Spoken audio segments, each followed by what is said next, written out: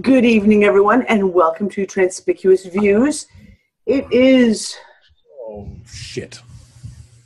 Oh, shit? Oh, are we having tech issues again? No audio this time. Again. Huh. Okay, no audio on the live stream, guys. I'm sorry. Hopefully it'll snap back in like it did last week. Huh. You're in. Well, guys, it is July 9th. The time is going fucking crazy again. John, we've got someone unmuted. I don't know who it is. Robert is unmuted. There we go. Time is going crazy fast. Like, time is really, really going fucking crazy, crazy fast. And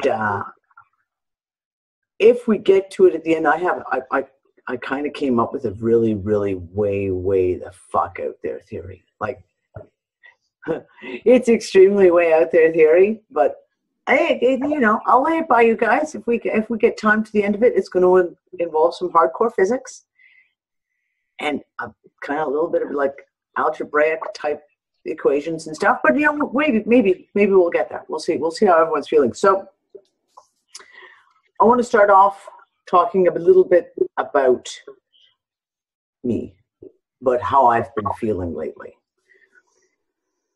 And I woke up, I mean, I've had the urge recently, over the last few months anyway, that it's time to get up and start doing shit, which is why I set up RTS Earth, the community, which is why I was working on a lot of different projects in that way. There's a push, it feels like, this huge push to do something for me. And I woke up yesterday. John, we've still got someone unmuted and it's echoing back. I don't know who it is. Hold on. Sorry, guys, just give us a second here. Cindy and John, you're both unmuted.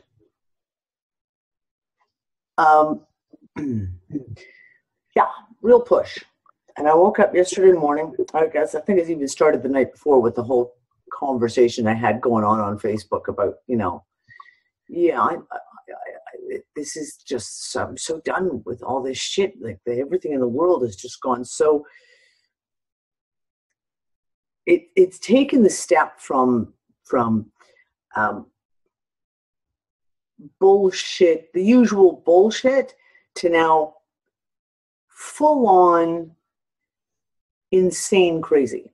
Like, there's no other way of calling it, except that it's fucking insane, the world right now. Absurd. Yeah, there you go, Philip. Exactly. Absurd. There's nothing going on in the world right now that even remotely feels like any reality that I fucking know. That even remotely feels like anything that even could possibly be real. And I literally got up, and like I said, yesterday morning it really hit me. And for no real, I can't tell you that there was a fucking trigger, except to get up and look at a few things that were going on. You kind of scroll a little bit through social media and get a feel for, you know, what you've missed over the last 12 hours type thing. And it was just like, I'm done. I'm fucking done. And I had a conversation with Anne and Brianna on, was that Thursday, guys, I guess? And that kind of, I think that kind of set things in motion, because there were certain things that we had this really deep conversation about a lot of different topics. And I kind of came off that call and I could literally almost feel this kind of warrior space growing within me. Do you know what I mean? Where it was just like, this is not my fucking reality. And I do not consent to this shit anymore. Yesterday morning, I got up in the morning and I made a post on Facebook and in the RTS saying, so who wants to start a revolution? Anyone? Anyone else want to start a revolution? And it was hysterical because everyone was just like, I'm in, count me in, fuck yeah, let's go. Let's start a fucking revolution. And the comments that came in were literally like impact. You got the energy from them. Like people were like, fuck yeah, done. Sorry, just so fucking done. Not doing this shit anymore.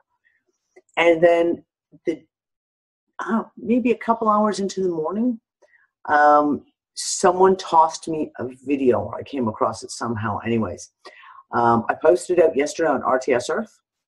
And the article, here, let me show you guys.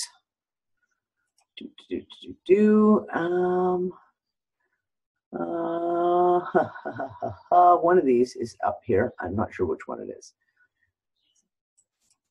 Not this one. Here we go. This is the video. And it's called 1000 Gestalten. And I probably just bastardized that as German. So I'm sorry for all our German speakers. Carl just posted the link in the bottom.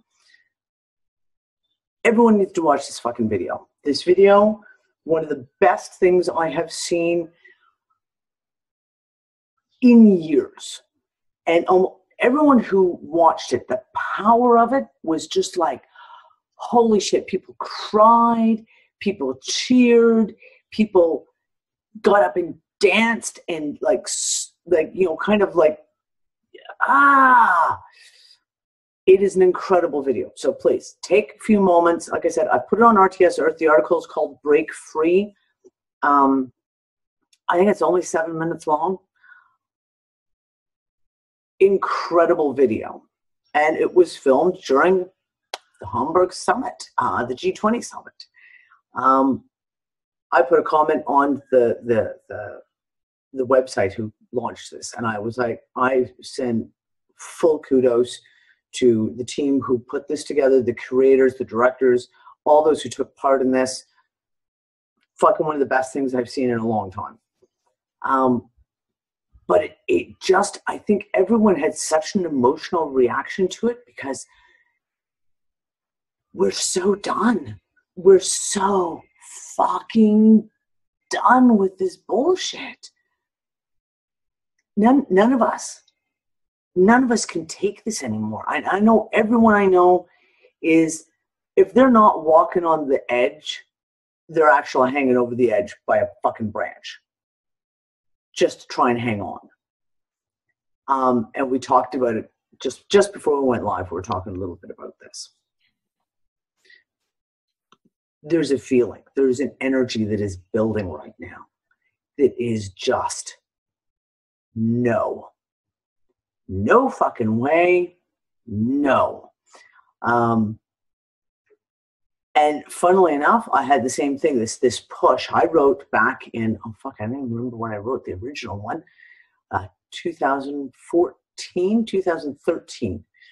I wrote a declaration of non-consent. And a friend of mine at the time had started this ball rolling.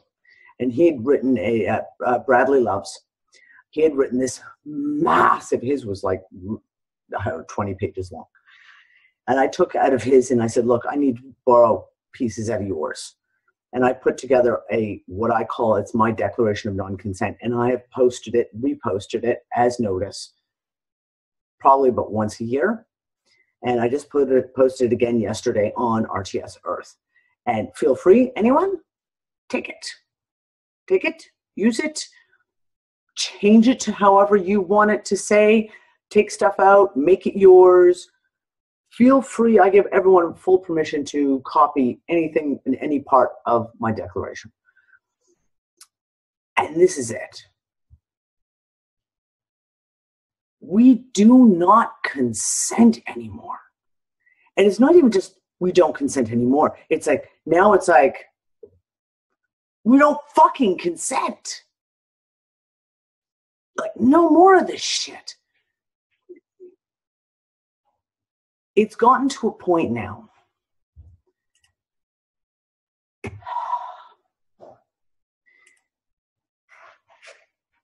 where everything has become so unreal, where everything has become so unbearable. Actually, maybe that's even it. Maybe that's even a good way of putting it. It's not just unreal, it's unbearable. I had this conversation with Anne and Brianna on Thursday. And by later on that day, I was sitting there, outside. Everything's relatively quiet. The kids were all playing quietly. I was outside having a smoke and just kind of letting myself go and renewing the conversation through my head and certain aspects of it. I was just like, I literally wanted to rip my skin off. And I don't mean in like a creepy, horrible, suicidal type way. I mean, as in I just wanted to rip out of this. I just felt like if I could just almost peeling back the mask, just rip it off and be free. Be free. Get out of the confines. Get out of the slavery of it. Because that's what, to take off your person, to take off and to actually be who we are. And it hit me so hard. And it's been every day since then, this overwhelming feeling of just I am fucking done with this. And if I honestly thought that rising up and ripping down the stones, literally you go to Parliament and literally start physically taking apart the buildings, hand over hand, with a fucking hammer, a chisel, whatever. If I actually thought that would work, I'd be the first one in fucking line to do it. It's this energy right now. Everyone right now, Doppy was saying it, so many people, and it doesn't matter where you are. It doesn't matter. You can say you're in the United States, or you're in England, or you're in Russia, or you're in Australia, Canada, Austria, Germany, South America, North America. It doesn't matter where you are. There's this overwhelming, even the people who are asleep, drugged to the fucking nines on fluoride and Prozac and fucking name a frickin' drug and mind wiped by all the TV programming, etc. Everyone is to a point where they are in such a state, even if you're financially okay, even if your family life is okay, even if you are, let's say that your life is relatively smooth sailing, there is still this deep, deep down feeling of discontent. This isn't good. This isn't enough. This is not what it's supposed to be. I'm not happy. And I mean, again, it's kind of it's on multiple layers. It's not just people are financially fucked right now, because most people are financially fucked right now. Emotionally fucked. And we're seeing people, families are falling apart, relationships are falling apart, friendships are falling apart. It's deeper than that. There is a literally crying out of humanity right now. And Dawn just said, never seen so many people on antidepressants. And it is true. I mean, in places like Canada and the States, where, and I mean, I'm not going to say other countries because I really don't know how it is in, say, for example, most of Europe, but in Canada and the States, I know. It's like 1 out of 3 people's on fucking Prozac. Or the brand name equivalent, they're on Ativan for anxiety attacks. They're on Valium to calm them down so they can sleep. They're on sleep medication.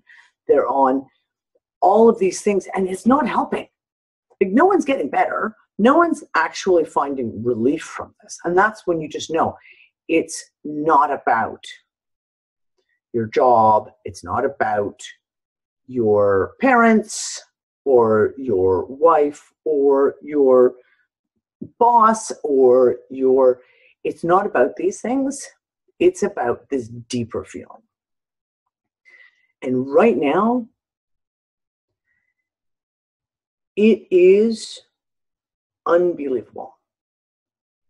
And there is a push right now, of a push that we need to take back. We need to take back.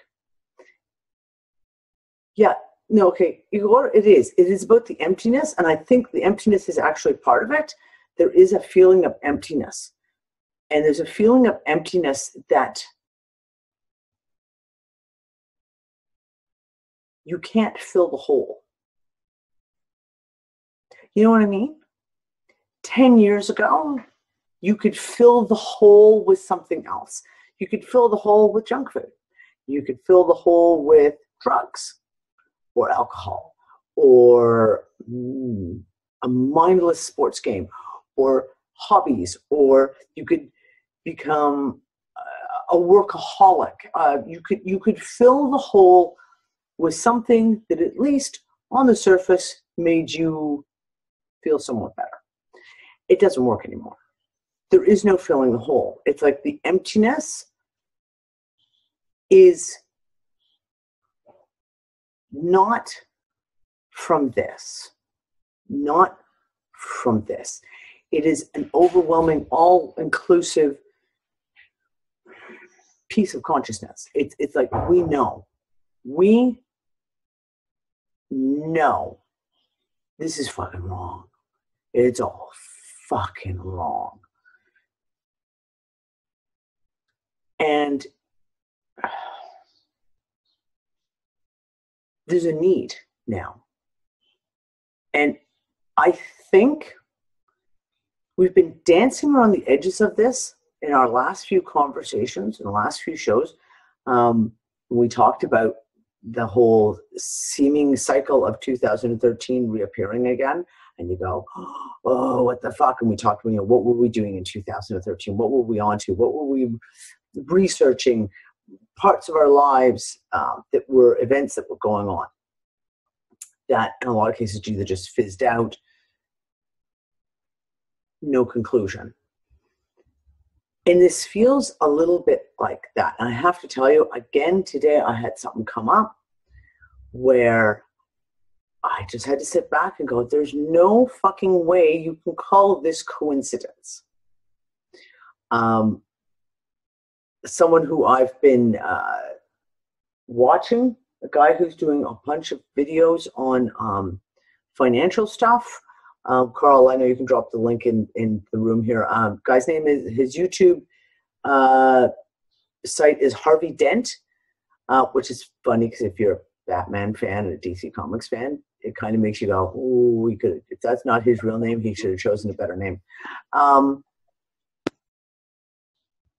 He's been doing a lot of stuff on the financial stuff. He's been doing a lot of things about paying off, about accessing your your hidden accounts, all these government fucking hidden accounts, and accessing them in order to use those funds to pay off bills, to pay off credit cards, things like that.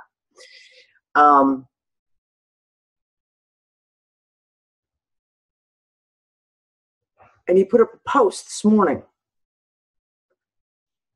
that was talking about the mot proprio, the papal declaration from 2013.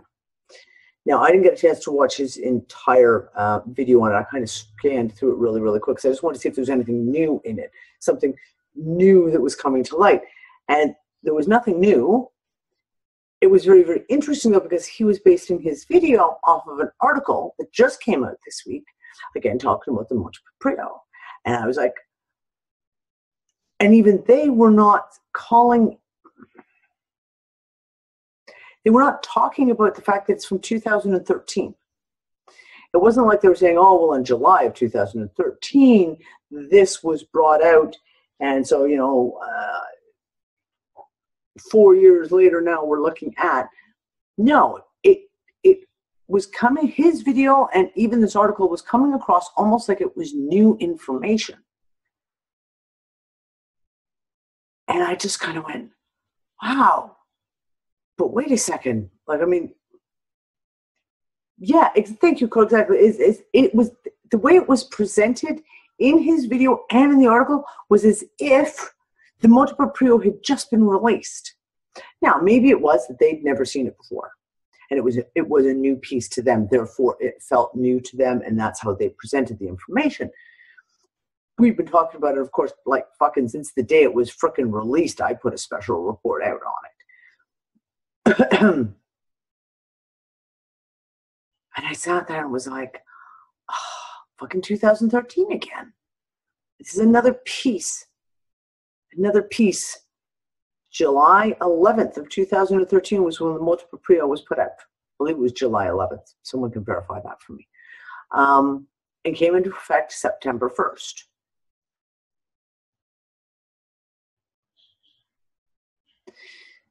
There's something to this. And it feels to me, the energy to me right now is the energy of do. Do, just fucking do. It's time for us to do something. What is that something? I don't know. All I know is that it feels to me like there is something that we need to do. And I don't mean meditate on, I mean literally fucking do. The time has come. The time just feels right now like a whirlwind pushing behind us, pushing us all forward to do something. And it may be that every single person is going to have their own piece, their own thing that's going to speak to them as to what they can do. And I mean, over the last couple of weeks, we've talked about things like growing community gardens, about pulling community together and how to work within a community and create more community. Setting up things where educational type centers where people can teach other people the whatever it is that they have to offer.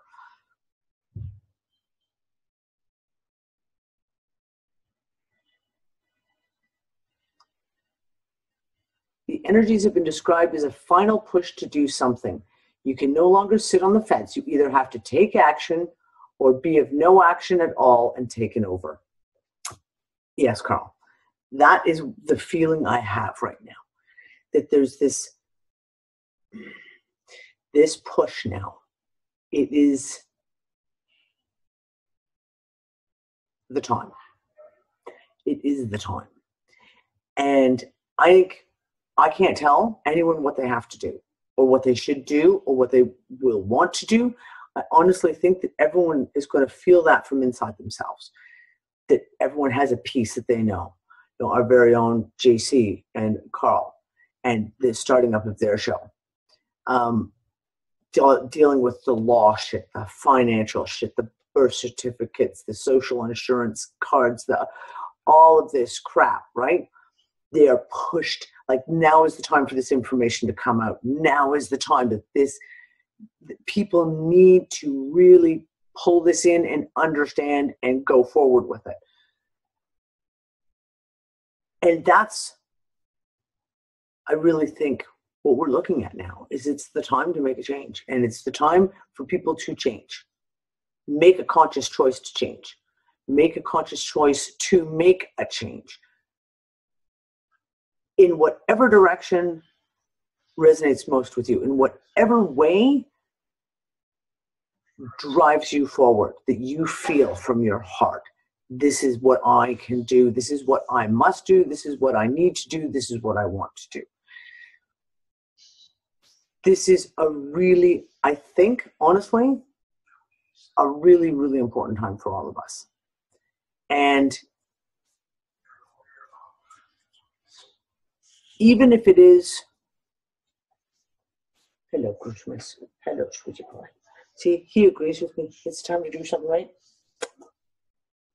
Yes, you're going to sniff me? Okay. Even if it's doing stuff like the Declaration of Non-Consent and fucking putting it out there. And I'm going to get that done up as a fucking bumper sticker or something. Fucking t-shirts. I don't know, something that you can fucking just print them off, put them in, send them to your fucking governments. I don't know. To the point of just standing there and saying it. I do not fucking consent to this goddamn fucking bullshit anymore. No more. Not doing it. You can't make me do it. I'm not doing it. It has to be conveyed. I agree. It has to be conveyed. And I don't know, like I said, how do we convey that? Yes, I mean, energetically, we convey that every single fucking day when we have these shows and we sit down and we go, ah! How do we take it to the next level? How do we take that into the next level? Do we literally print off copies of them and sign them and fucking send them to the mayor of your town and the president or prime minister of your country and everyone fucking in between? Email them, send them out, say, I don't fucking consent. Fucking cover the world in them. I don't know. Kind of like what we did with the courtesy notices. Fucking everyone just going out and fucking plastering it everywhere. We do not consent. But there's something here. There's an energy right now that feels like this is the moment and this is our moment. Not their moment. They've utterly failed. They have completely and fucking utterly failed. It feels like it's our moment to lay our terms and conditions on the table now. They've tried doing that. Maybe it's our turn now. Maybe it's our turn to give them our terms of you're going to surrender and we're going to give you your terms and conditions of your surrender. Here. I don't know. I really don't know how many politicians could actually read and comprehend, though. You know what? It doesn't matter, because here's the thing. If, for example, you pick a design, something that has got a visual thing, and if people are including that representation, the words get to the point where if they may read it once, they may not understand it. They may read it 3 times and still not fucking understand it. They may like joke about it in the coffee room. Oh, look at these fucking morons, ha ha ha. But when they received 100 of them, all of a sudden they go, what the hell's going on here? And if they receive 1,000 of them, now they're like, oh, we have got something going on here and we don't have a fucking clue what it is and we need to find out.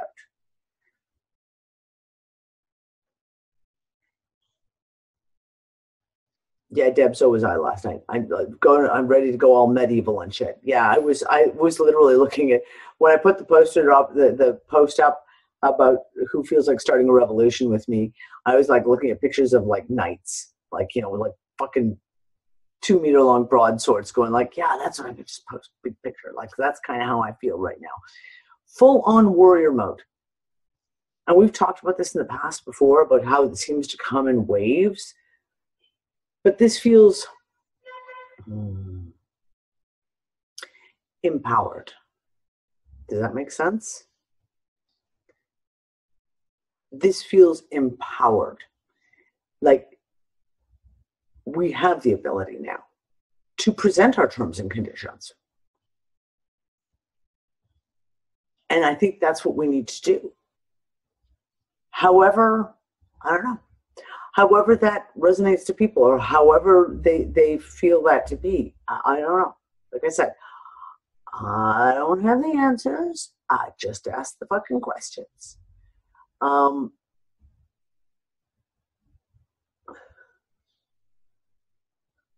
Fuck this planet. Hashtag fuck this planet.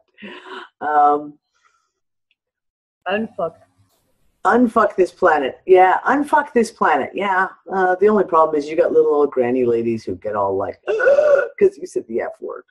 I've been told that I use the word fuck too often. And that I'm alienating an entire audience because of my use of fuck for punctuation. Fuck them if they can't take a joke. Sorry, it's just the way it is.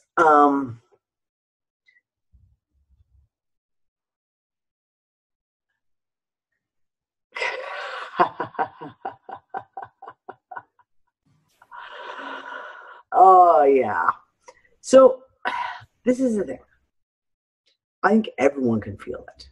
I mean, I know everyone in the chat room right now is going like, I can't even read that fast. Like you guys are going off all night as usual. The time is now, though. Like it really, really honestly feels like the time is fucking now. And there's shit to be done. There's shit to be done. However that looks to each person. Because like I said, everyone has their own priorities. Everyone has their own passions, their own abilities even, right? Everyone's going to have their own way of looking at this and what's their piece they can do. And I mean, you know, nice Gypsy just said, perhaps we are the breakaway civilization people talk about. Yeah, this is it. You know, it's really, really funny. Dawn posted a link to a piece of property for sale up in the Adirondacks, which is it New York State, Adirondacks? It's just literally looked like it couldn't have been more than an hour south of Montreal down into the States. And it was like 30 acres of land for $50,000. $50,000. And someone said, you know, if you've got 50 people together, each put in $1,000, that's 30 acres of land bought. And then you got to go through. I mean, there's a lot of shit you have to look at when you deal with something like that. But you know what? Like, I can see that movement forming already. I can see this movement of people are starting to come together in small groups. And I know there's more Unfuckers gatherings that are planned over the course of the summer and into September. I'm going to be hosting the next Unfucker gathering in Gozo, most likely in October, it looks like.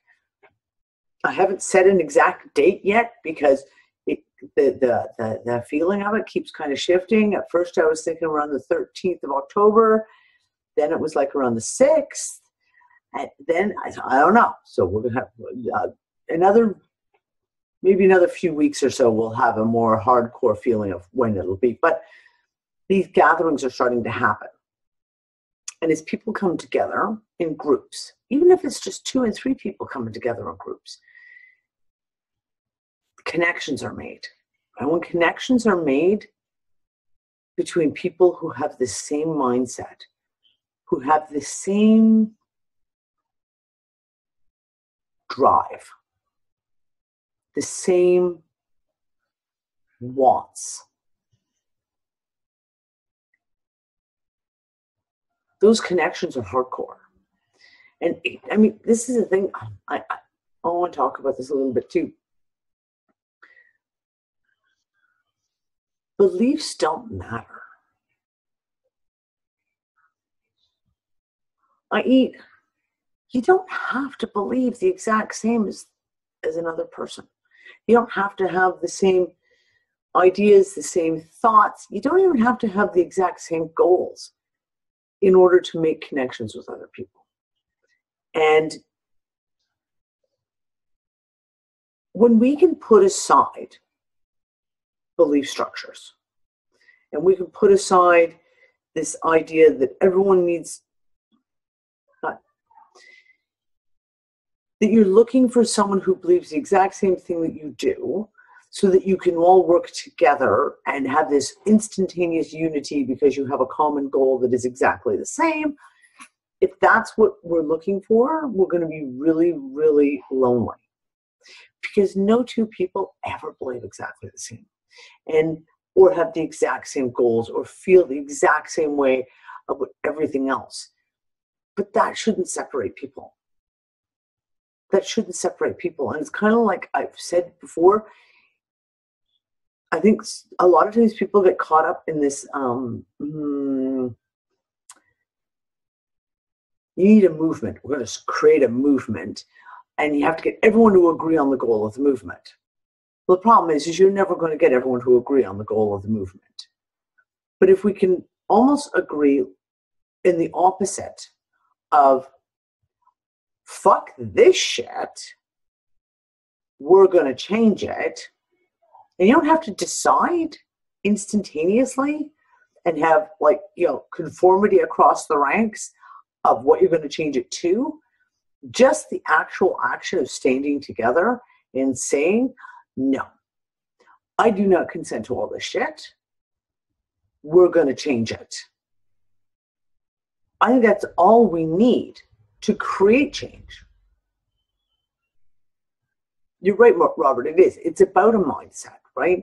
But right now, I see so many people getting caught up in these belief structures. And I've heard multiple conversations in the last, especially about, let's say, the last 3 weeks, of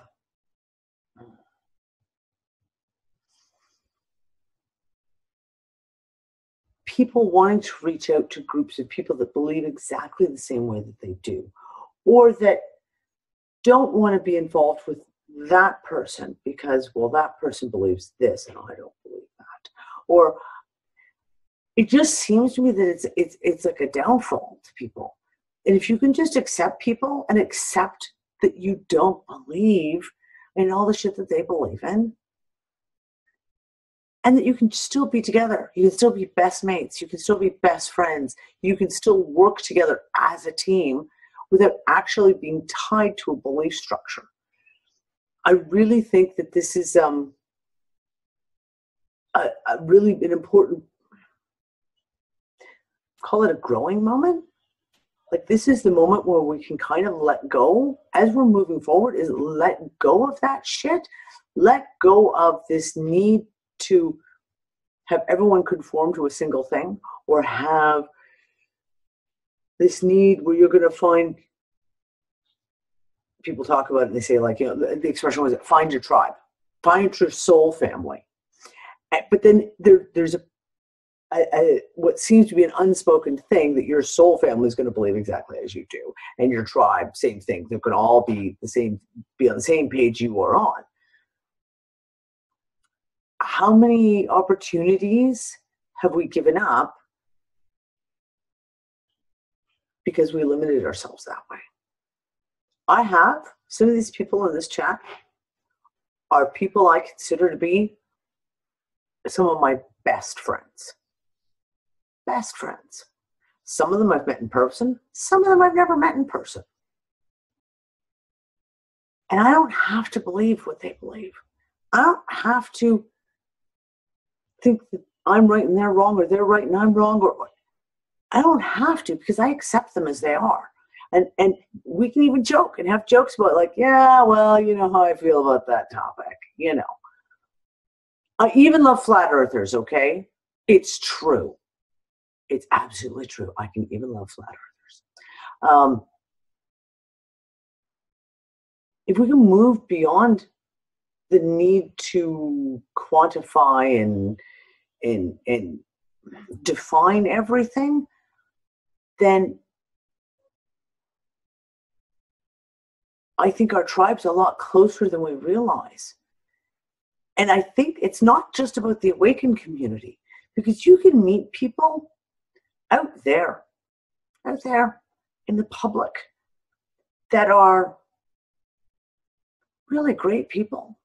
And you know what? They may not be very awake, and they may not believe your conspiracy theories about, 9/11 was an inside job. But you can still talk to them and understand like what they want. And when you sit, you have a common piece that you have in common. For me, like homeschooling. I've met tons of homeschoolers who, they're not awake, and they may not be anywhere close to being on the same page as me. Yet I can really enjoy interacting with them because we can have conversations on that subject, and we can make unique bonds on that level. And I don't feel like I have to convince them of everything, et cetera, although I do have a tendency to go down those realms. You know me.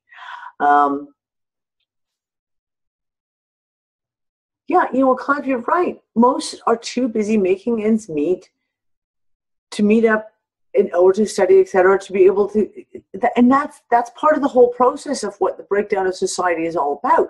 The reason they've made it this tough is because if everyone is working 2 jobs and mom and dad are both working and they're doing shift work and then they're best friends, et cetera, and then they move over there and you're over here and your families are all scattered all over the place, then those bonds break down. And this is one of the things that I think is so important for us to rediscover are the bonds of community. And the bonds of community, like I said, they don't have to be bonds that are shared within belief structures, within, like I say, even in the unawakened community. I've met some awesome people here who I would be absolutely happy to get involved with on projects and to work with them. And they are nothing like me, but we share a common passion. And I'm not going to limit myself in any way. When these people present themselves, when you meet these people who do share a passion with you, maybe that's the bond that you should be looking for. Maybe that's the bond that we should, each and every one of us should be looking for within our own communities. Because it's hard. Don't get me wrong. It's fucking hard. And I know that every single person in this room right now has slammed their head against the table going, oh my God, the sheeple, I can't believe that. And we have this conversation all the time in the Unfuckers groups about, someone put this vaccine post up on my wall and blah, blah, blah, and there was a fight and I just wanted to like slap them all and all the rest of it. Taking him for a walk? Yeah. Oh, okay. Oh, let's go, Groot. So,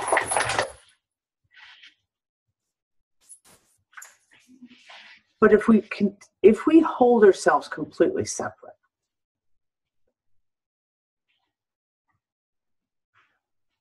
it can become an us and them. And I think part of this time at the moment in bringing together community doesn't just mean our unfucker communities. It means bringing together community in whatever community you're in.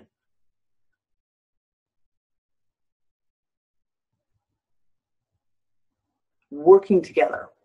And like I said, you can find people. We can all find people who we can work with. And it is so fucking hard. I agree, Stacey. It's so fucking hard. But if there's just one thing that you can share with someone, whether it's gardening, if you have a passion for gardening and you can start a community garden and discover that there's other people within your community that you can share that one little piece with, it is a major step forward. If you are someone who does quilting whether you're a homeschooler, you are I don't know, you're into doing lacto fermentation foods. And you can reach out and you can start a group or you can do these things. You never know who you will meet unless you open yourselves up to make these connections. And I think that we've had a tendency for a long time, a lot of us, to pull back from society because society is painful. Oh, society is so fucking painful. But in doing that,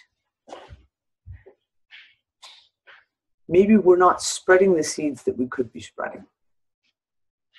Maybe it's time for us to step out of our comfort zone. And like I said, one of the worst ones. We were joking just before the show. Someone was talking about the craziness of the full moon. I'm like, yeah, I haven't left my house in 4 days. 4 days. Just stayed in my house. In my little house, my little place where I don't have to be in contact with any of those people out there. But you know what? If you're in the house and you're by yourself, then maybe we're not doing the job we're supposed to be doing. And maybe that job is just walking around town and smiling at people. Maybe that job is to share a little bit of knowledge with someone. I don't know. It just feels to me that this energetic push that we have, that I can feel anyways, is not just about the unfuckers in our little core group. It's about fucking everyone getting out there and going, community, I'm going to do one thing. And I don't care what it is. Like I said, we're a bunch of drummers in the room, the drum circles. Fucking absolutely. You know what? Nothing more fun than a drum circle. And you set up a drum circle, fucking people will come in, and people who've never fucking played a drum in their life, they will sit down, and if the energy is good and they can feel it and people can feel it, no matter how asleep they are, if they feel welcome, they will come and sit down and they will get involved. And if you really, really start a piece. Someone's unmuted. I don't know who's unmuted. Someone's unmuted. Joseph, you're unmuted, love. Can you mute? Thank you. Really, whether it's gardening, whether it's getting local kids together and doing finger painting on, I don't know, some rocks that you guys collected from the river, whether it's, doesn't matter. If we can build those lines, if we can reach out and touch someone, I think this may be part of what we're supposed to do right now, is reach out and touch people. Even if all it is with your smile.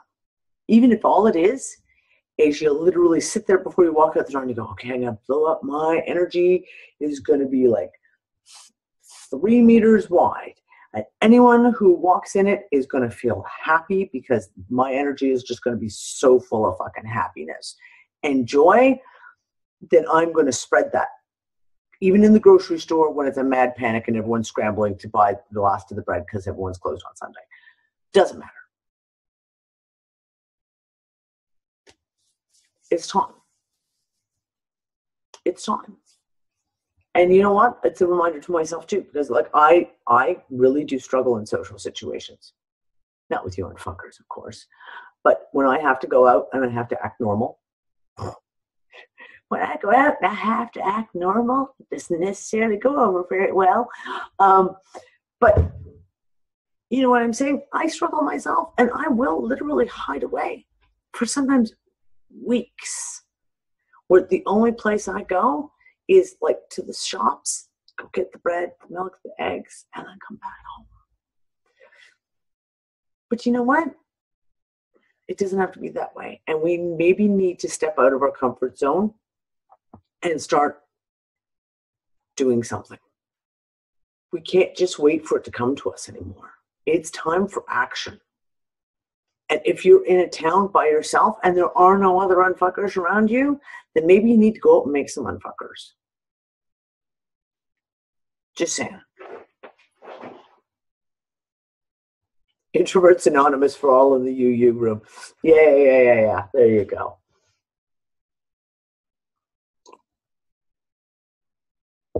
The actions do speak louder than words. Absolutely.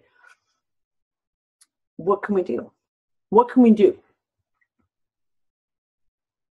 Okay, guys, yeah. What can we do? Hands up. You guys got some ideas? I want to hear from you guys. What can we do? Because it's not just about my ideas. Like I said, my ideas are just what comes to me. I know everyone else, like this whole thing with the drum circle. Danny. Yes, Han.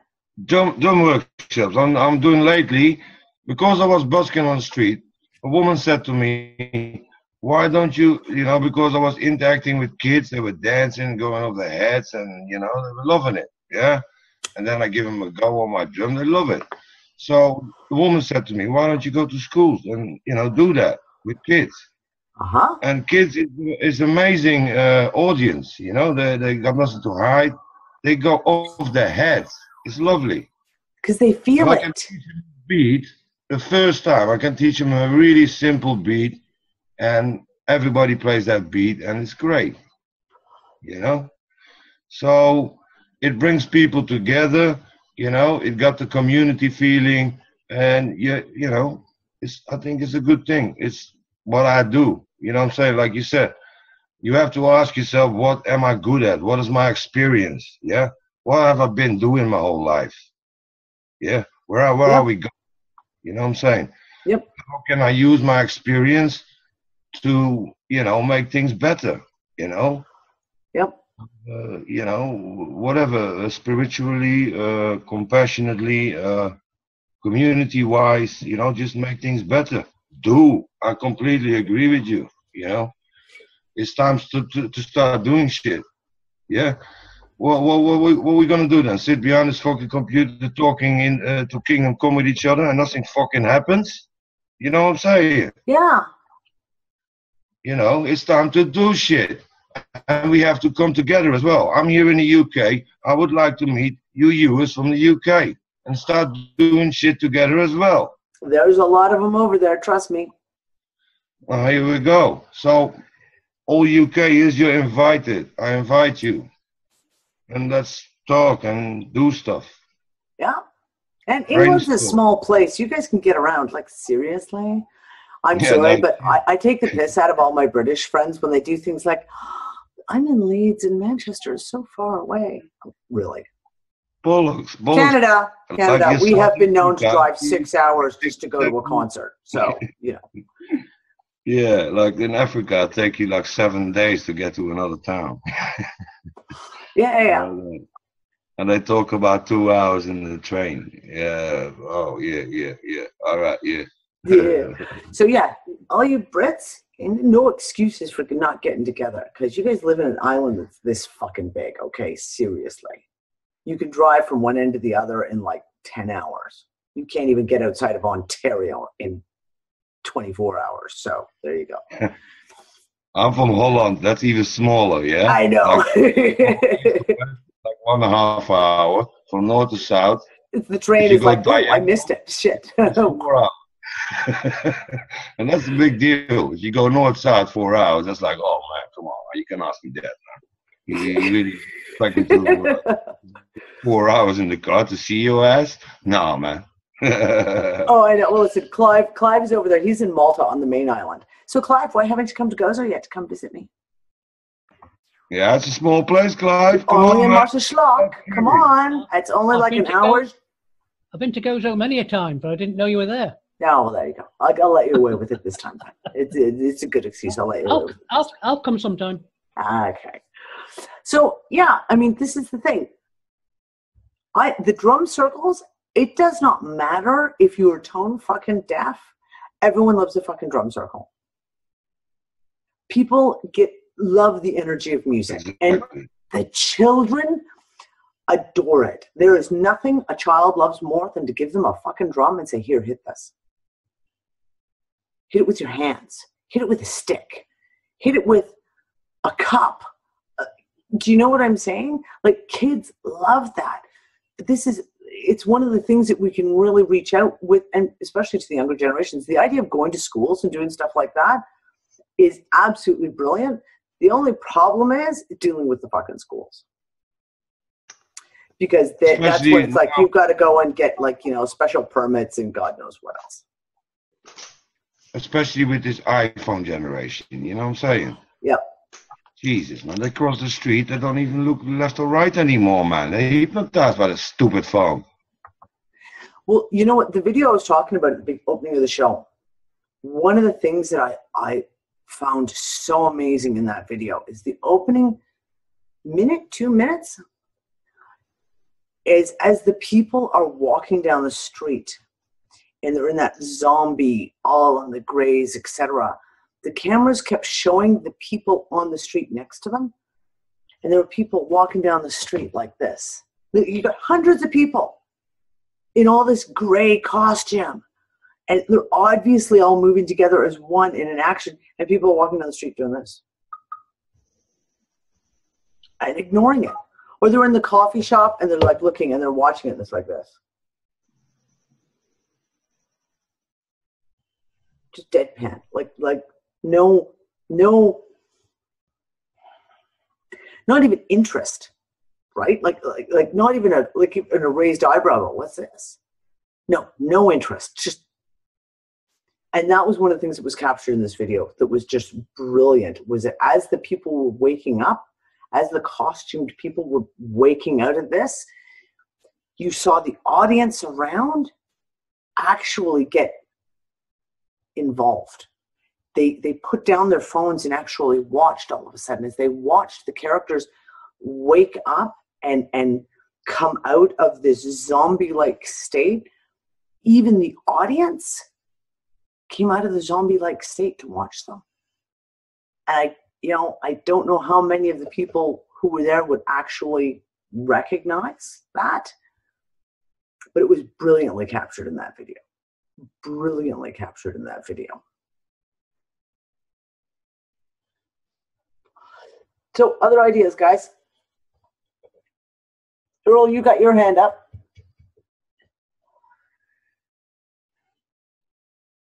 Like, we could, like, have, like, community, like, centers, like, not like how, you know, like community centers where people can get together, learn from each other, you know.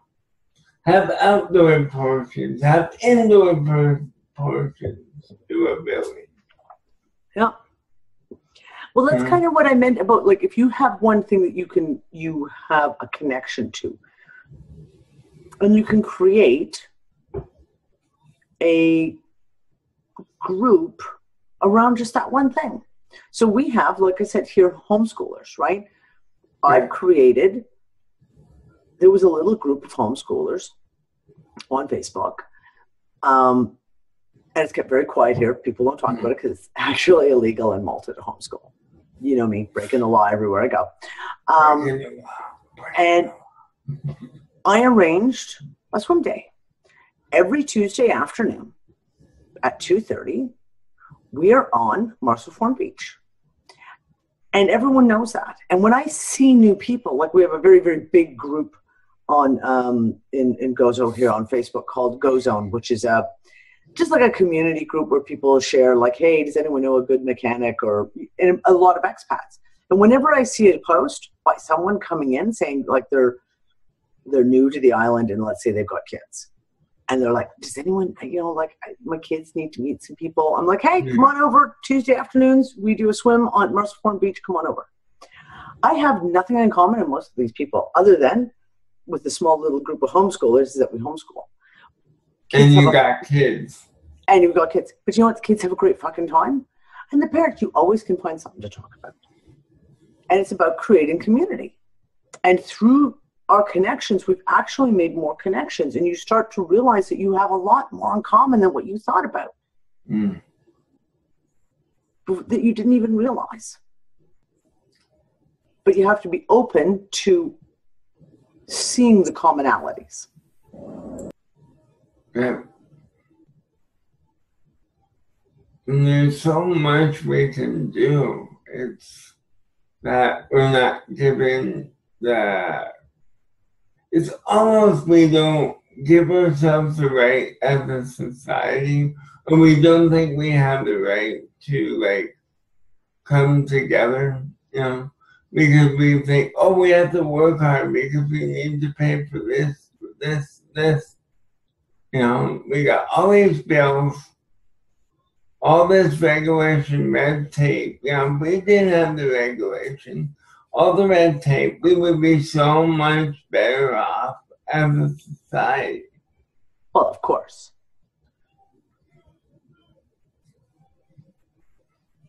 That's the whole thing. I mean, it's hard. Listen, I know there's a shitload of big-time empaths in this group right here with us right now. I'm one.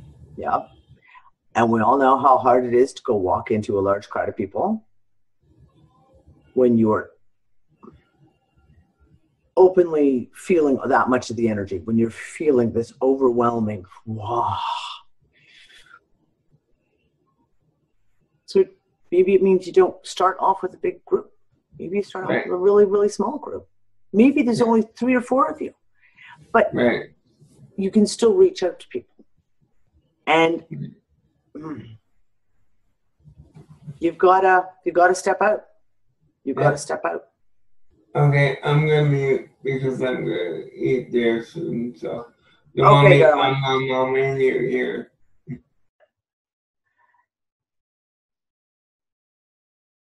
So who else, guys?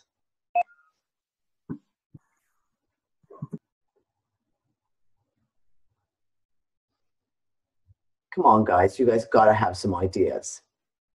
You can't all be sitting there quietly in the corner.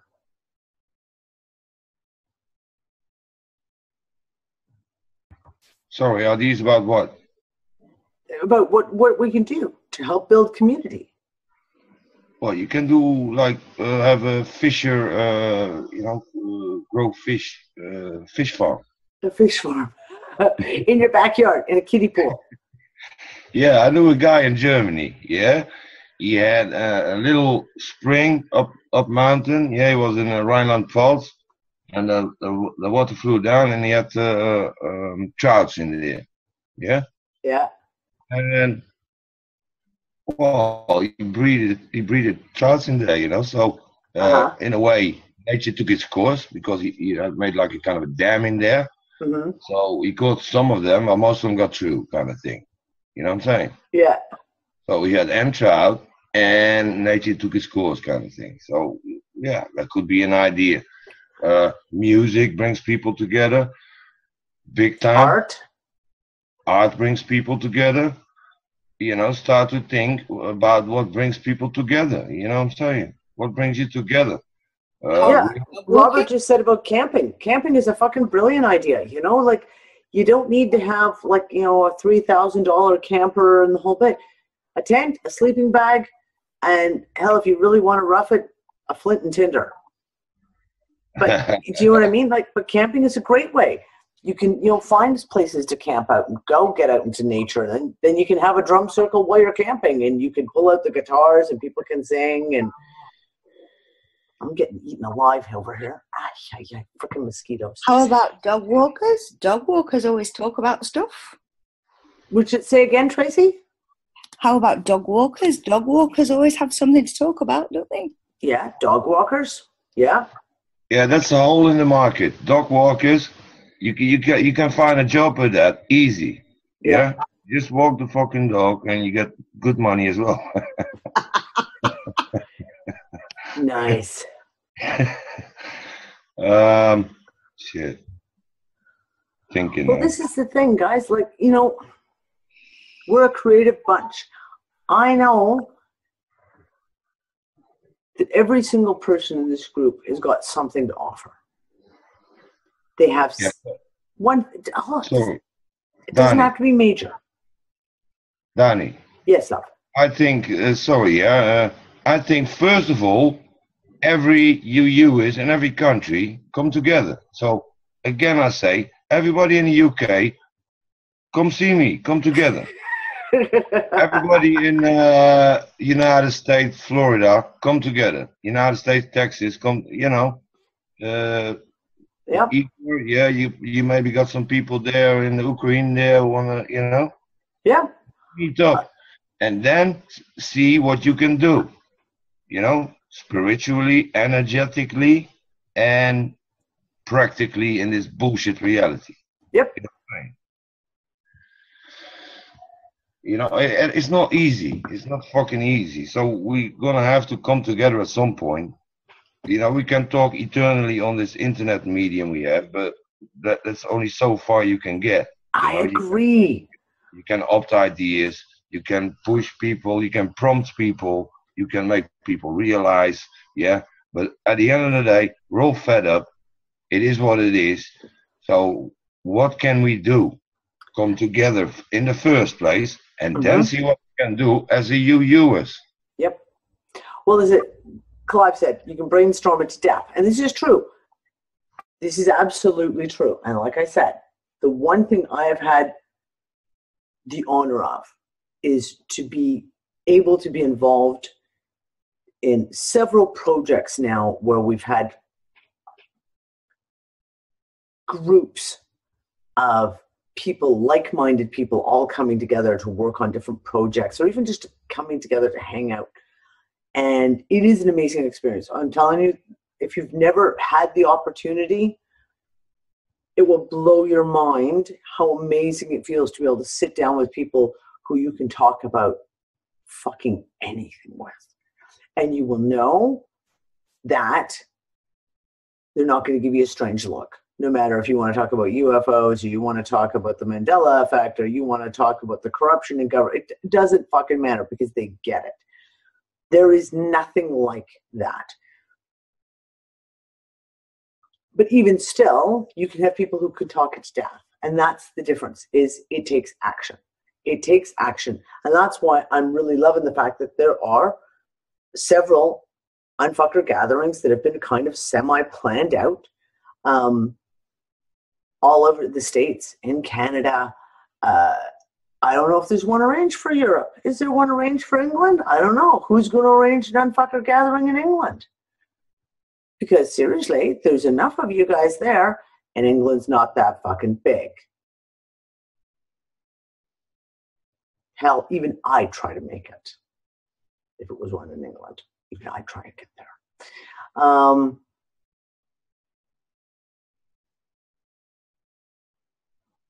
Yeah. Okay, Dave Hodgson, you guys arranged something in Phoenix, Arizona. We're down where you are. You already had one little gathering. It was just like 3 of you. But didn't you? I think you were saying you were going to try and set a kind of a regular interval on it.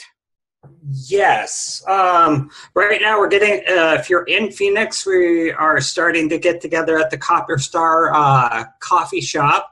Me and Jetton got together 2 weeks ago. We also got together today. We're going to get together next Saturday. It's probably going to be about 10 o'clock or so. So it's still kind of a bit like, it's not solidified as far as like a solid regular time, but it's definitely happening. So, and it's awesome. And I love the fact that you guys have just, take the bull by the horns. You've been like, right. And if there's only 3 of us who show up, the first one, who cares? Bingo. Who cares? Doesn't have to be 50 people. As a matter of fact, sometimes it's better it's not 50 people. Trust me, I know. But yeah, like just getting together like that. And this is the whole thing, It's great to hang out, I like to hang out with people. Just hang out. Yeah, like you say, you don't need this ice-breaking, cutting silences, you don't need all this bullshit. You just, the same level. What can we energetically do? What can we socially, compassionate, what can we do? Yep. Together. Yeah, what can you do? What's your experience? Oh, that's nice. Yeah, great. Maybe we can work together. Or maybe we're not. Or maybe you can do your individual thing. And you know what I'm saying? Just come together.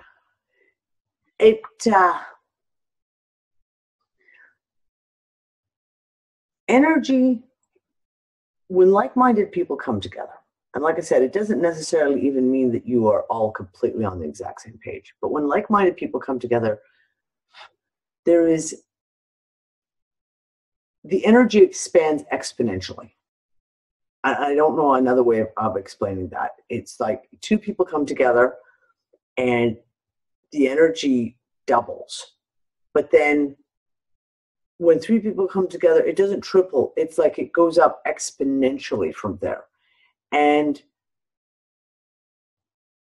yeah, 10 is quantum. There we go. We get 10 people together, we've hit quantum. Quantum, definitely. Yes, most definitely, most definitely. Danny, Yes, love. a few years back, at one of the local cafes here, we started to meet people, and I brought up about the straw man to a group of people. Trying to explain them what the straw man was took literally ages because they just couldn't grasp it. Mm-hmm. And in the end, what happened? They all walked the other way and avoided me. That's the problem. Well, okay, Clyde, but maybe perhaps the straw man's a little going off the deep end. Like, you know, give them some water wings and start them in the shallow water first. I thought the straw man was simple. Hey, no, darling. To you and I, the straw man is simple because we've been down that rabbit hole for so long, we actually breathe that. It's not one of the simpler topics. You know what? Some of the simple topics are just like corruption in government. Or, you know, these banks, you know, or, you know, what are they doing to the finances? And you know, why is Trump selling Saudi Arabia $125 bajillion worth of weapons type thing? Yeah, well, don't you know? Everybody knows that, I'm sure. No, but they don't do anything about it. But sometimes people don't know that. In the fact of they know it, but they don't put the two and two together that goes with it. That Saudis just like basically threatened a tar, and the U.S. also sold the tar $56 million worth of fighter jets 2 weeks after they sold Saudi Arabia. And do you know what I'm saying? Like, people don't necessarily know this shit. That's all I'm saying. Sometimes we start people off like in the shallow end of stuff. Okay. Even things like you know what, like pesticides is a great one. In Malta, it's a great one because you know what?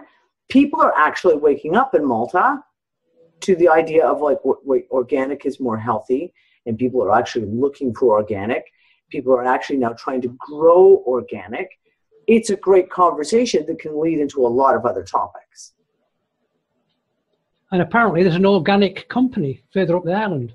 Yes, there is. And over there, I don't know, you know where Dingley Cliffs is? Yes. There is an awesome gentleman there whose name is Pepe, and he has a permaculture farm. Uh-huh. And he's lovely. And he does little courses out of his farm and everything. Where do we find that on Dingley? I don't know. You'd have to if you remind me, like send me a message tomorrow, I will get his Facebook contact for you.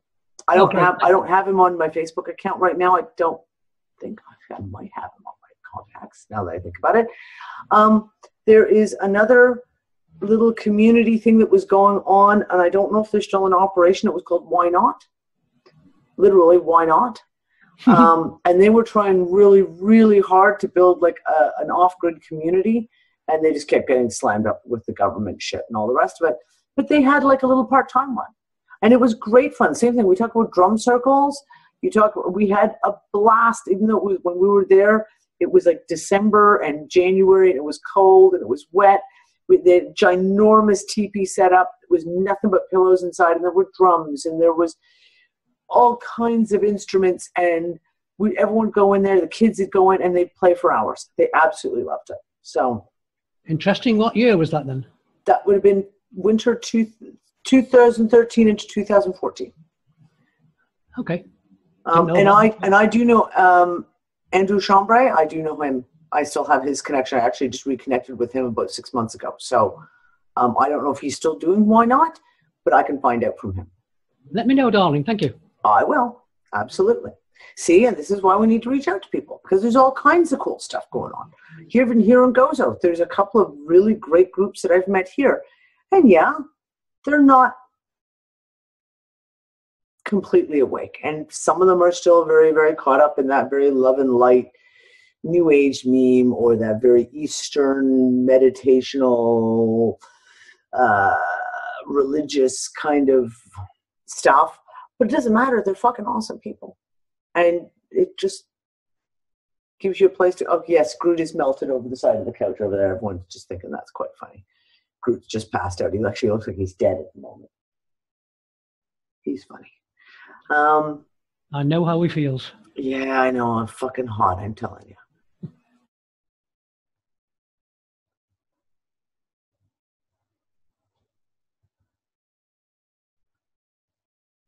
Oh, Mia, where are you looking to locate to? You don't go so. You could go get a field here and grow food here. Just, yeah. Tee hee hee hee.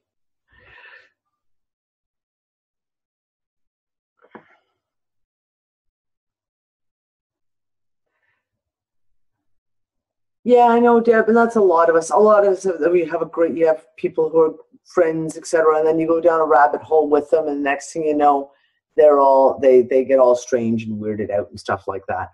But you know what? Doesn't necessarily mean it'll permanently stay that way. Yeah, that couch is way too small for Groot. We know. He insists on sleeping on it. It's his favorite, one of his favorite spots in the house. He just needs a bigger one.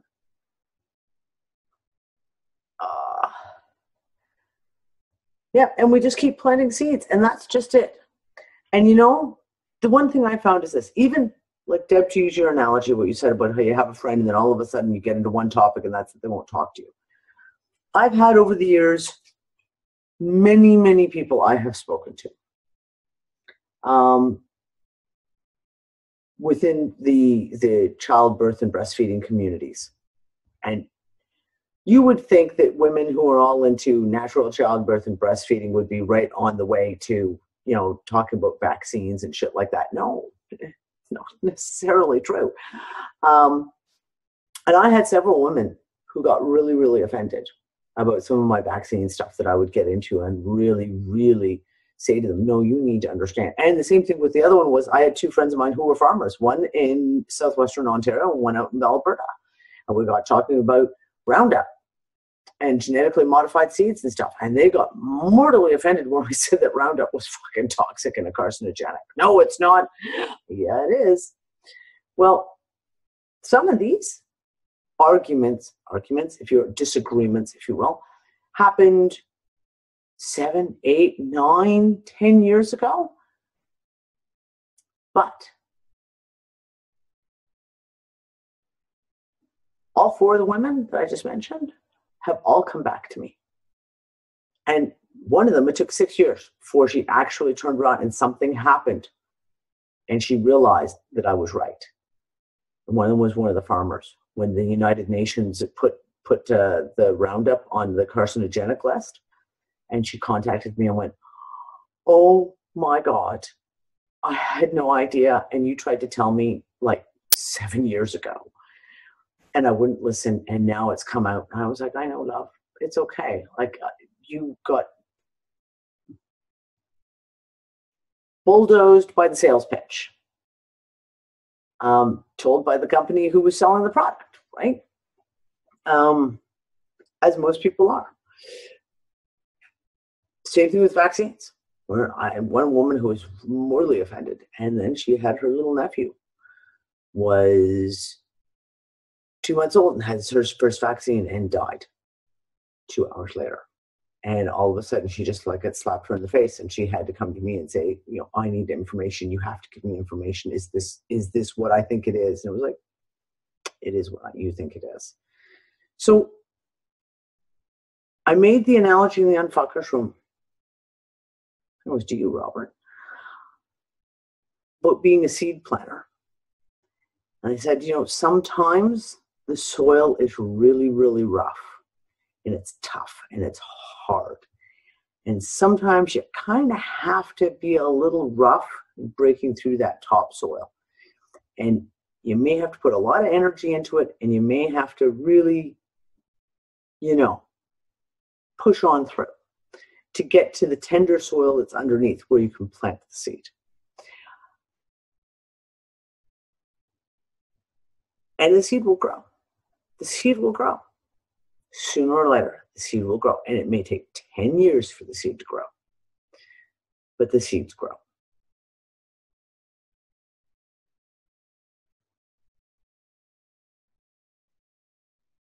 And I love the fact that everyone is talking right now about where they are and meeting up and all the rest of it. I absolutely love these kind of conversations.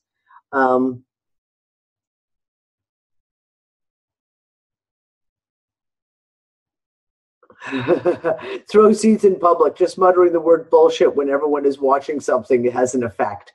I agree. Or my famous one is like, you've got to be kidding me. When like the political speeches are up or there's something going on, be like, you've got to be kidding me. Do they actually think anyone believes this? And just kind of turn and walk away at that point. Or, go, just go on with what you're doing. But even those can be seeds. Even those can be seeds. Because you have people sitting there watching going, I don't know about this. I don't know. And then you hear someone out loud say, that's fucking bullshit. They might go, oh, I'm right. Oh, maybe I am onto something. Oh, someone else feels the same way I do. Oh, maybe I am right. So, yeah.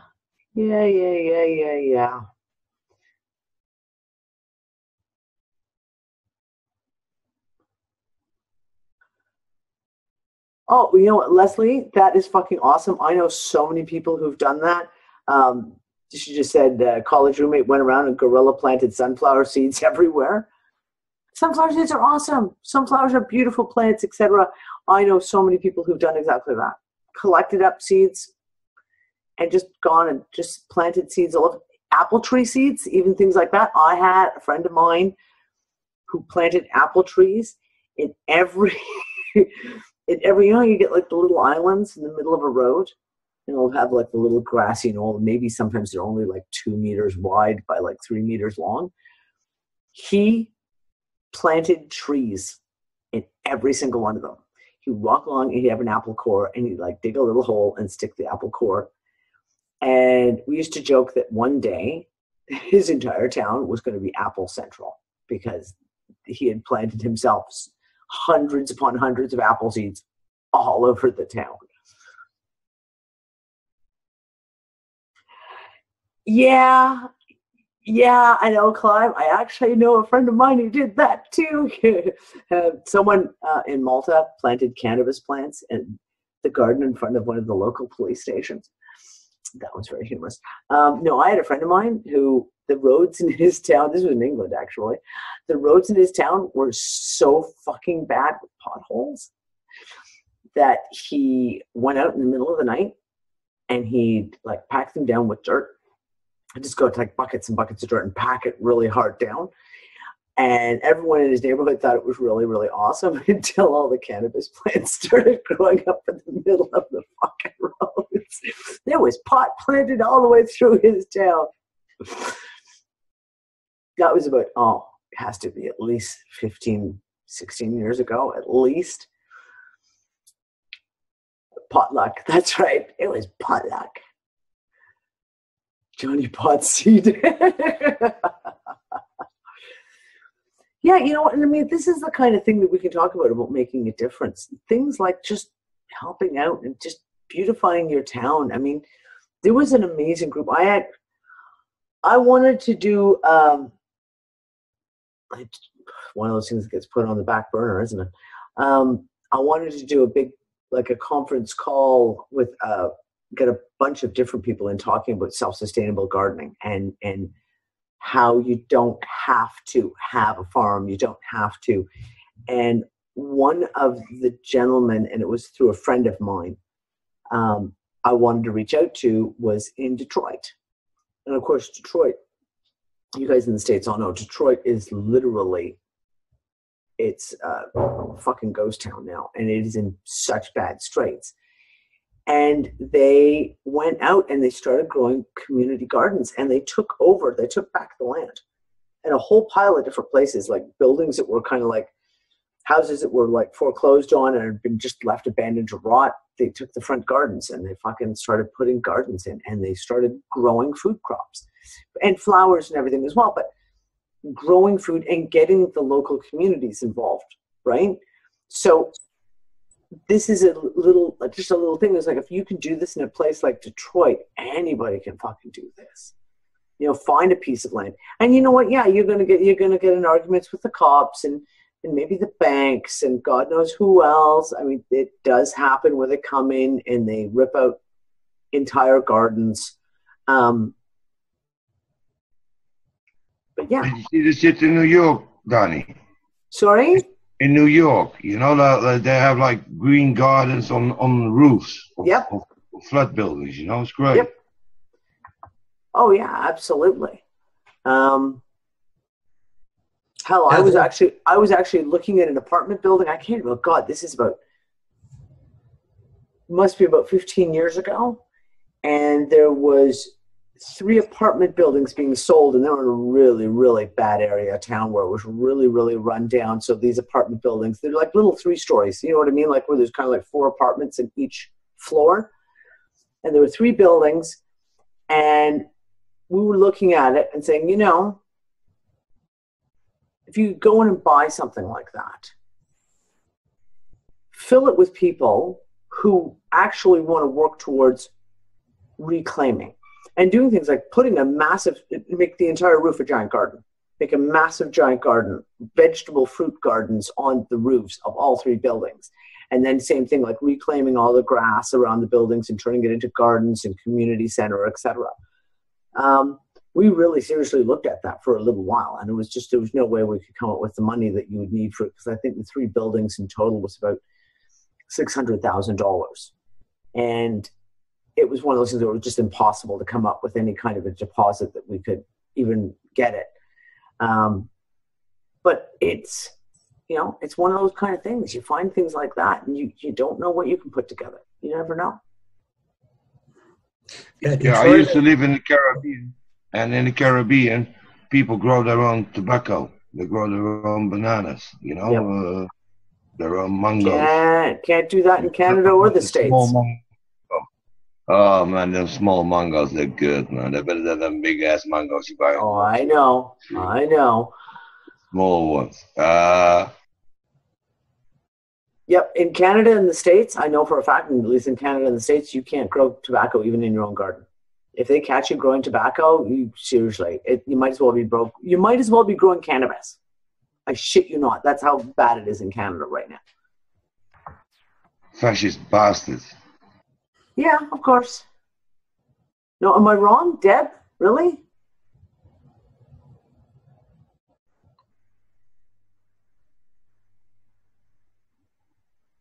You can go. Okay, so is that a state thing then? Is it like different states and different municipal rules about growing it for yourself?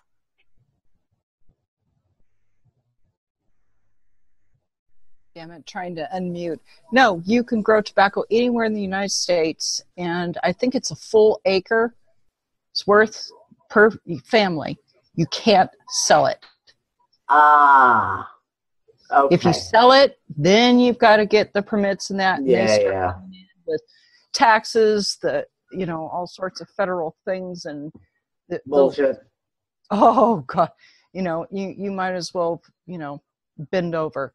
Yeah. And stuff. But no, you can grow it anywhere you want, as long as it's for your own use. You could. Okay, that's really cool to know. Yes. Is that the same with weed in Canada? No. I'm in the United States. And weed in my state, I think they'll hang you. Maybe draw and quarter you first. Kill your ass. Shoot your ass. Oh, you can't cuss in public either. You can't cuss in public? No. Right. What state are you in? Idaho. Where are you? Because I'm obviously not going to be allowed to go there. It's northern Idaho, but it's all of Idaho, and I think it's because of kids. There's a lot of families, and they don't want cussing in front of the kids. It's the only thing I can figure. It's a really old law. The only time they'll do something about it is if there's an altercation, and someone screaming curse words, or if you start cursing out at the cops. Yeah. It's funny how that suddenly gets them all bent out of shape. Yeah, but but anyway, Idaho is not Mormon country on the northern part. They don't like Mormons up here, Norm. Well, they just chased out a huge group of them a few years ago. They were the ones marrying little kids. Oh. I think there was some pedophile stuff, and they were jumping back and forth over the Canadian border and stuff, and they just got rid of them. So there's very few Mormons. We have Amish and Mennonites and a little bit of Catholic, and then a lot of the evil, whatever you want to call them, and such. It's really a big mix, if you want to get, most of them are very Christian in some way. Yeah. I used to go down to Florida a lot, and I had friends. I have a friend down there, and his mom is a Southern lady, and she's a lady. Like, I mean, you can literally see her. Like, you can close your eyes when she speaks, and you can see the cotillion ball and the whole bit. She is quite the lady, and she's got to be about 75 now. And one of the most funniest things is I'm very, very backward. How do I say that? Old school, let's say. Old school Southern. And they would say a couple of things. Every so often conversations would come up, and you'd be like, oh, I'm just not going to comment on this because it's going to get me in trouble. And every so often she would come out, because she would say all the non-cuss words. Oh, sugar cubes. That kind of stuff. And then every so often she would get really, really angry at her husband, and she'd call him an asshole. And it was just so, because she just didn't expect it from her. She was such a prim, proper little lady that when she would cuss, I'd freaking howl my ass off, like just literally lose my shit laughing. And then she'd get all embarrassed, be like, well, he makes me so angry, sometimes I just have to.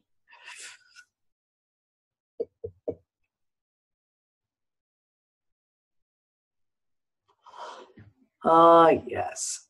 Yes.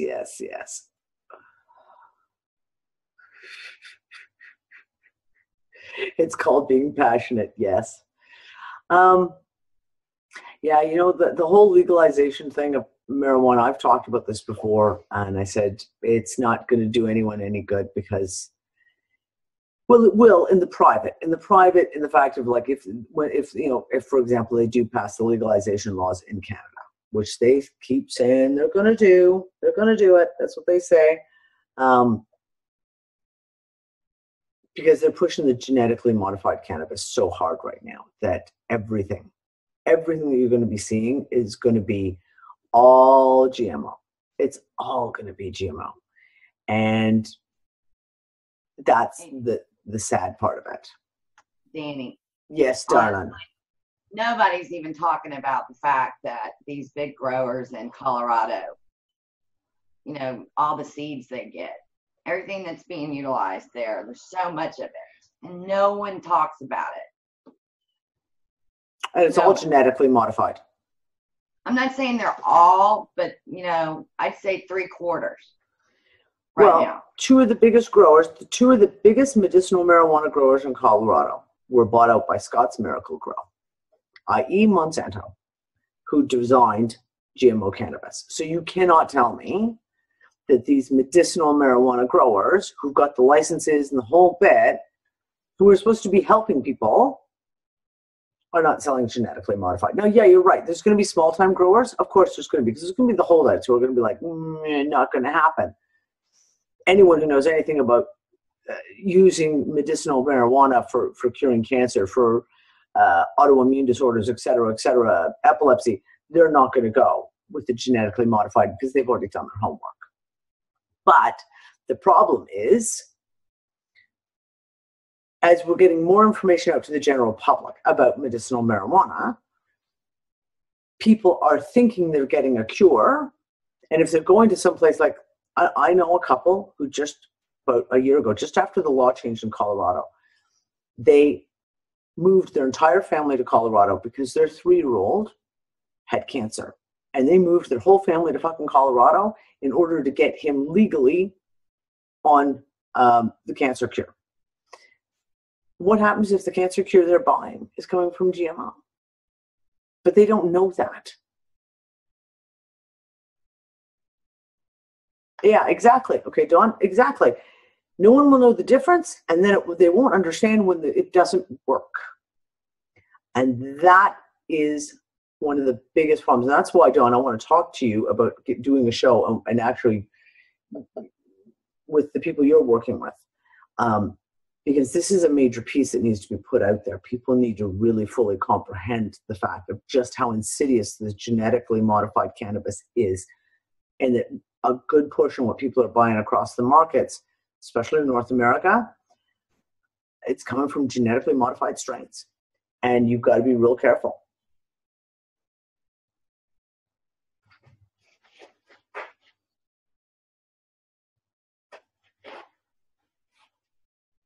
Maury just said they will have genetically modified Mary Jane right next to the free flu shots at Walgreens. Oh, I'm not going to say you're wrong. Hell, it's probably already happening.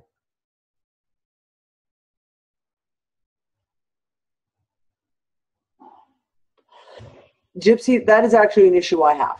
Okay, this is one of the issues that I have, and it really pisses me off. So hemp oil has been around for ages and ages, and it used to be dirt cheap. Now it's off the charts in the price. And it's true. I knew people who were producing hemp oil, and you could get hemp oil, hemp seed hearts, all that kind of stuff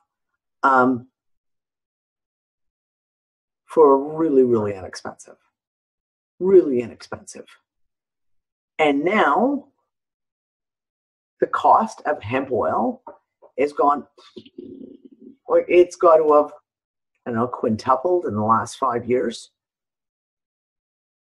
But that's what I'm saying. I'm talking about even hemp oil is nutritional, let alone medical, but even nutritional hemp oil, the price has gone through the roof because it's become trendy. So they capitalize on the trend. All of a sudden, the prices go way, way up. Yeah, we do. Rosanna, we do. We need to start growing hemp again. This is one of the things I've actually talked about. And they are currently talking, the legalizing marijuana here is a conversation that politically gets thrown out quite a lot. Usually when they want to distract from other shit, you know, like the big political scandal just before the elections that happened. And I've said, the moment they legalize it, it'll be like buy a fucking field and start growing hemp, because it's a product that you could, every single aspect of it can be used. And this is another show that I want to talk about. And I need to get a hold of Bin from down there in Australia, my Kiwi Bin, who's not on because it's too early in the morning for him. Because the work that he's doing with a Canadian guy is astronomical with hemp. And they're making hemp into everything. Everything. Anything you can imagine, and it's the entire plant gets used. There's not even a scrap left by the time they're done with it. I can't even talk about the shit that they're making with it because I haven't been signed to a non-disclosure, but I've been told that I need to not talk about it until they've officially got stuff going. But yeah, everything you can possibly imagine can be done with hemp, from like biofuels to like fabric to paper to flooring to hempcrete, you name it, fucking everything. And not only that, when you grow it, it cleans the soil. So even if you had people using that field with a shitload of pesticides on it, you can grow a crop of hemp and it just literally cleans everything out of the soil and cleans it right out. And that whole lot of hemp, you just turn it into like for something that's not using medicinally. You use that as like for building supplies or whatever. So no, I mean, and that's exactly it, right? CBD oil, when you're talking 300 euros a month for a treatment, all of it, and it's certainly not covered under healthcare, is it? It's unattainable for a lot of people. But that's what they've done, though, with the introduction of the GMO. We're going to see the price of real proper strains like the indica and the sativa strains are going to start going up and up and up, because anyone who understands the value of them is going to pay for it, and they're going to understand it, and they're going to know. Hey. Yes, Dawn. Gypsy thinks that hemp is cannabis sativa with no THC in it. So how do we explain that to her? No, it's not. It's another breed. Exactly. It is in the same family. It's in the same family, but it's not the same breed. No, not at all. So we need to make that clear. Now, having said that, you can grow sativa and harvest the buds and turn the stalk and the leaf and all the rest of it and use it the exact same way you do to use hemp. Works just as well. And that's what a lot of people do, is they actually will grow proper marijuana and harvest all the bud, and then all the rest of it is turned into hemp type product. Well, you can even harvest the leaves and the stems and get THC oil out of it. It just won't be as strong. Yeah, no. But that's what I'm saying. But what I'm saying is that they'll harvest it and they'll turn it into paper. They'll turn it into cloth. They'll turn it into flooring, right? It is an all-in-one plant. Like every single scrap of that plant, whether it's high-grade sativa or hemp, every single scrap of the plant gets used. There's not even as much of a speck left over afterwards.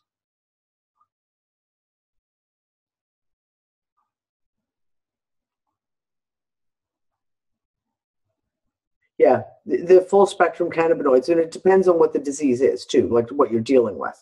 That's some of the work that's being done now, is literally almost creating prescriptions, where there are groups now who are working with specific cancers, specific things like specific forms of epilepsy, and they've worked out exactly the balance of what is necessary. This person has got this kind of cancer, therefore we're going to start them out and it's going to be, X amount of this, X amount of this, X amount of this, and then the dosages will be according to what they need. But they're starting to realize that there are certain strains that work better on some diseases or sicknesses than others. And that's one of the big things that's happening right now, is that kind of testing and prescribing. And getting it all worked out, figuring it all out. Moroccans. You've been in Morocco. Oh, yeah.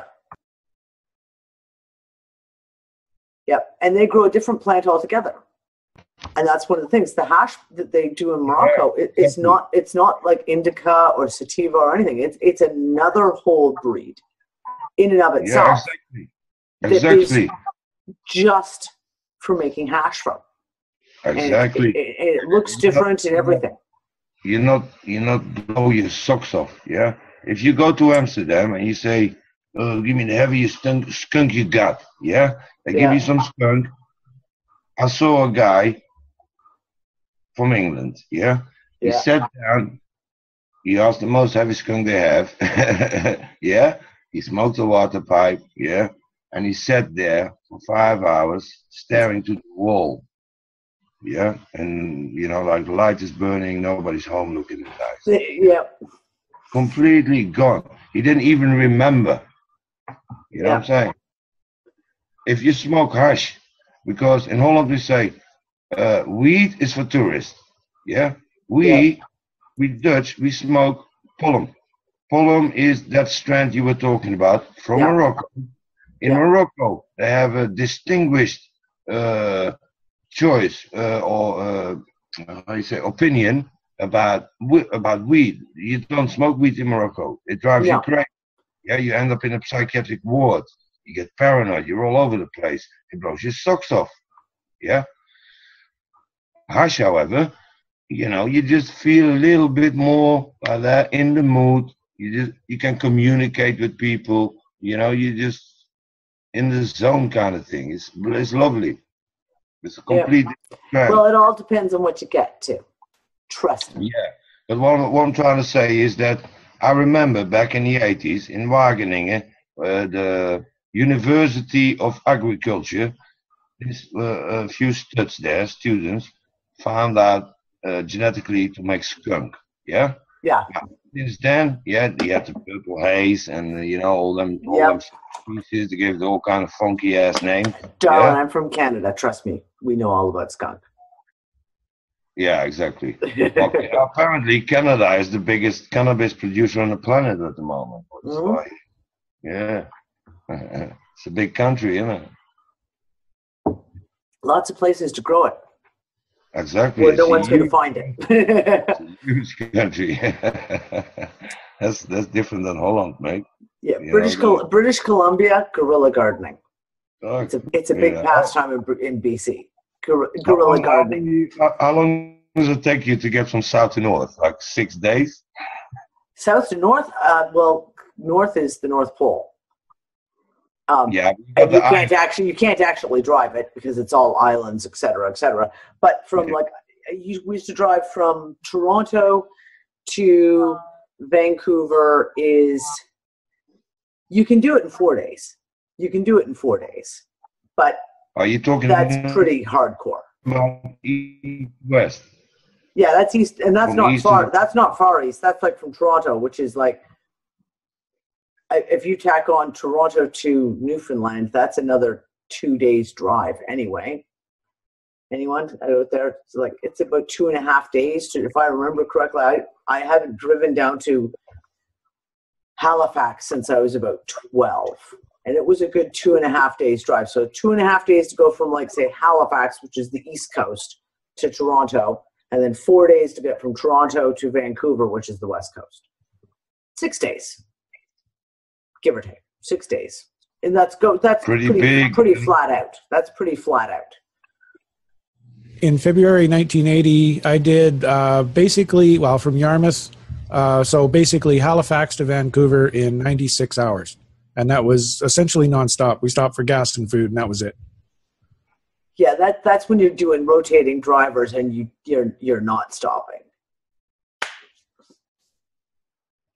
Yeah, that's crazy stuff.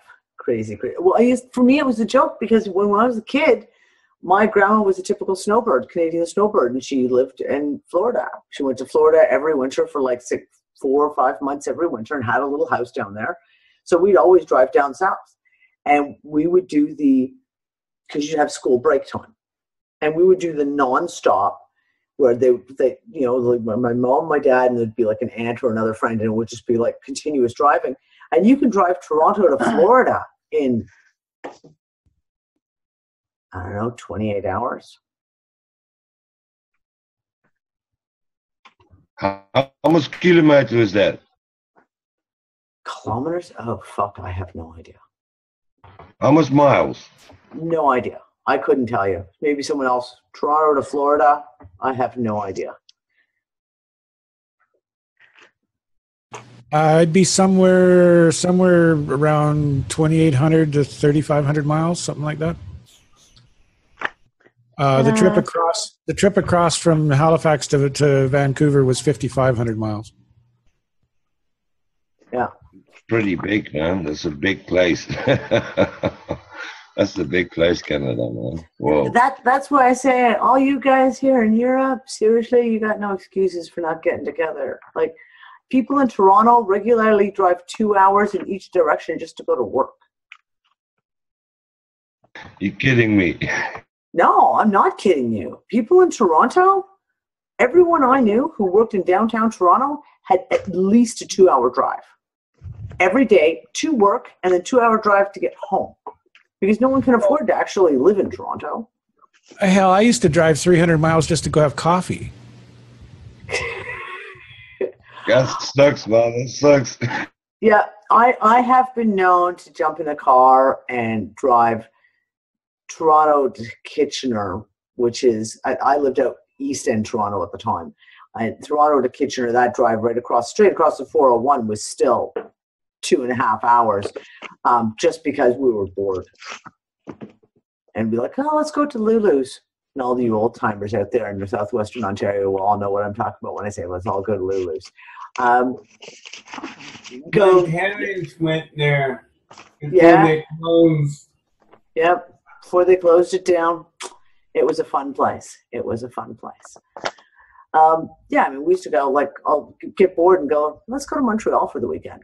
It was a 6-hour drive to Montreal. And we would get in the car at like 6 o'clock after work on a Friday night, drive till 1 o'clock in the morning to get to Montreal to hang out for a day, and then Sunday morning get in the car and drive back. It was not unheard of.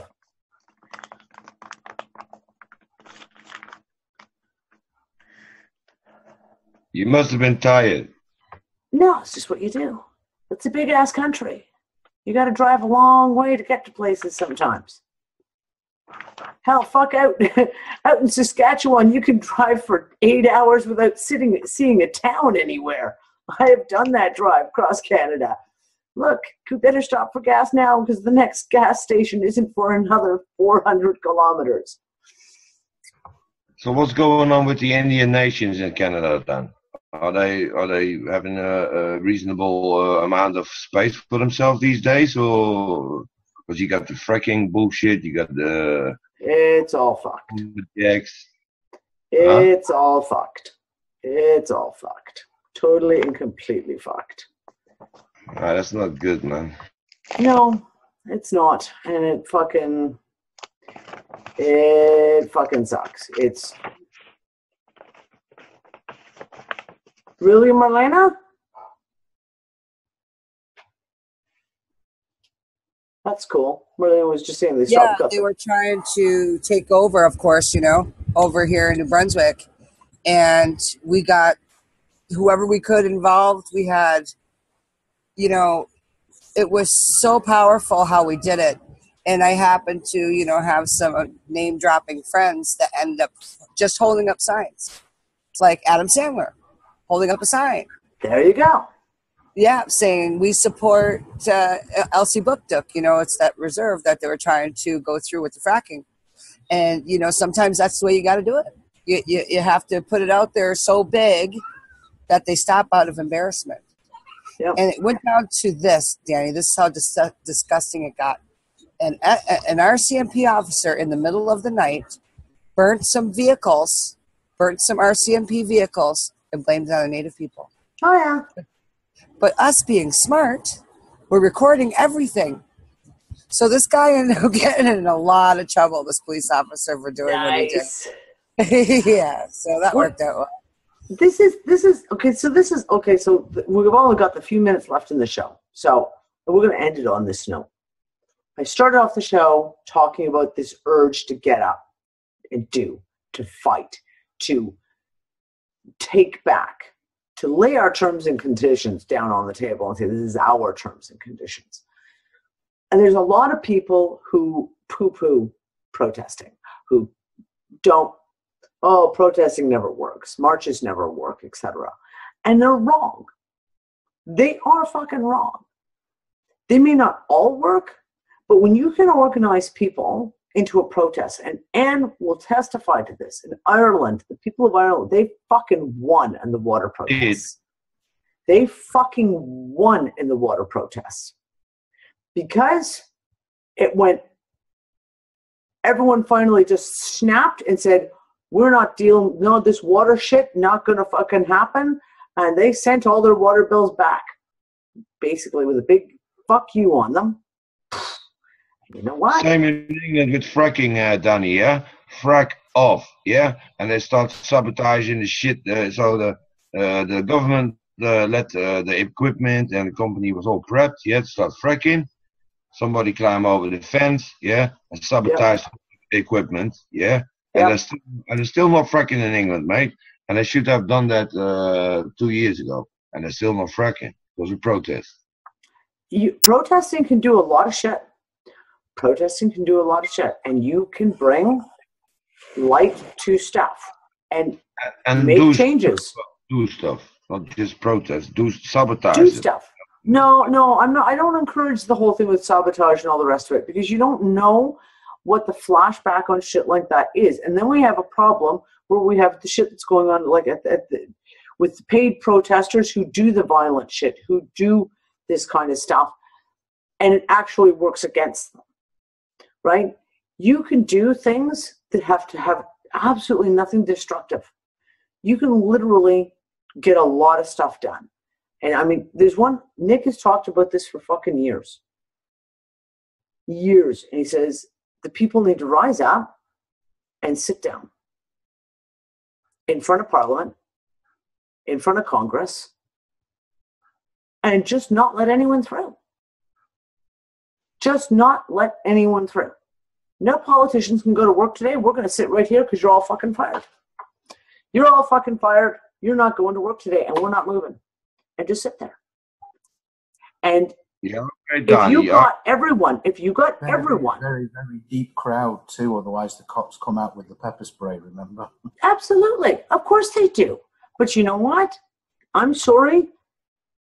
The infamous pictures and the video from Occupy Wall Street, with the cop viciously spraying pepper spray in the faces of those students who were just sitting there.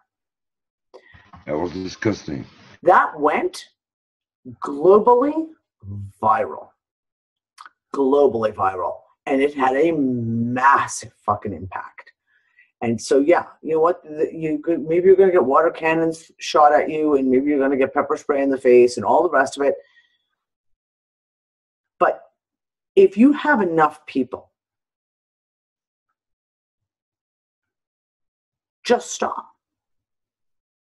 Stopping the system. And it's kind of like Carl from Canada was talking about the fact of a few weeks ago when we had the whole thing talking about the currency of money. And he said if every single person, not even every single person, if like 20% of the people who got a traffic ticket wrote not guilty on that ticket and sent it back, it would entirely shut down the fucking court system. Shut them fucking down. You don't even need everyone. You just need to get everyone, get a group of people together and to do something like that. You can shut a system down. As easy as like writing not guilty on that traffic ticket. Because then it has to go to court. And they have to file you for a court date. And guess what happens when all of a sudden you have, let's say, 200,000 people write not guilty on a ticket all within the same week? Oh, you got a fucked up court system. Instantaneously fucked up court system. There are things that you can do. There are things that you can fight. I have fucking fought some real hard fucking battles. And sometimes it's the kind of shit that you just have to do. When Health Canada tried to very quietly create a committee with an executive from Coca-Cola, an executive from fucking Nestle, and an executive from, I can't remember, one of the other infant food companies, try and rewrite Canada's infant feeding recommendations from 0 to 6 months. Yeah, I got fucking involved. And we went fucking ballistic. And I mean seriously fucking ballistic. We did letter writing.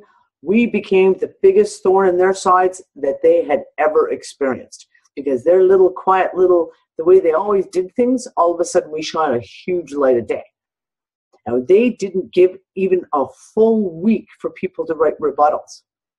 So the first thing we did was we demanded a full 30-day by law and give us time to form our rebuttals. And it was upheld. They had no chance, no choice, because so many people wrote in.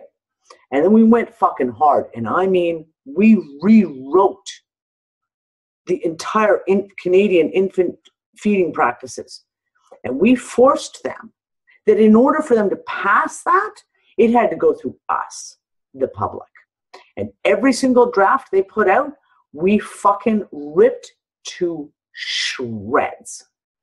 And we got pediatricians, and we got, one of my best friends, or a really good friend of Dr. Jack Newman, who is probably the world's leading doctor when it comes to lactation. And I had him in there, and it was like, you will have Dr. Jack Newman on your committee. You will have him on the committee because he is Canada's foremost specialist on infant feeding practices. And therefore, if you don't have him on the committee, it shows collusion. And then you're going to have to all put your papers on the table and show us why you won't have him on the committee, and show us your fucking underwear, because your dirty underwear all hanging out now. We got the Nestle guy taken off the committee. We got the Coca-Cola guy.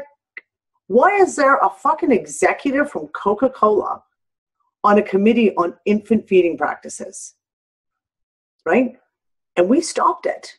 And we fucking stopped it. And we nailed him to a fucking cross. And it was hardcore. It was 22 hours a day. I had a newborn baby Kale was just 6 weeks old at the time. I had a newborn baby. I was on my computer for 22 hours a day sometimes, making sure it was done. But we won. And we fucking won. So whenever people always say things like, oh, these types of things don't work, they absolutely do. If you got the balls, and if you're ready to actually put up or shut up. And that's what it takes. It takes hardcore work and dedication. So yeah, don't give up. There's all kinds of shit. And I bet if every single person went to their local council, their local, metropolitan governments, and took a look at what they've got on the table, fucking get involved. Fucking be in their side. And don't let them fucking get away with their shit. Call them on it. People can get involved. Yes. And yeah, that's it for us for tonight, guys. We're all done. I've ranted and raved and all the rest of it for like 2 fucking hours again. It's amazing how time goes by. So yeah, that is it for Transpicuous Views. And I will see all of you guys on Wednesday night, same bad time, same bad channel, for the Unfuck It discussion. And yeah, I hope everyone has a good week. And think about it. What can you do to make a change? Because it's time for us all to get up and get some fucking work done. Hardcore. Bye, guys.